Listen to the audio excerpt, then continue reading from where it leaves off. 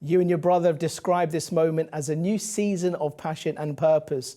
What does God teaching you during this particular year when you've been away from touring?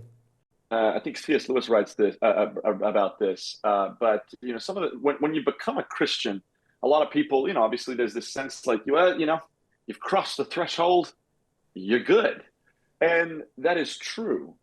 But you can become ineffective with busyness, and I think sometimes the enemy's greatest weapon against who we are as people is you become busy. You're just always doing something. There's always something going on, and so I think for us to take some time.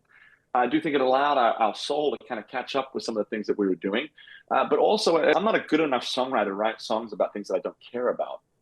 I have to live a little bit of life. I have to actually pour myself into these songs. And so to take a little bit of time, it's allowed, my wife and I, Courtney, to go on some adventures together with the kids and go and live, because most of songwriting takes place of observing people, observing moments, observing yourself.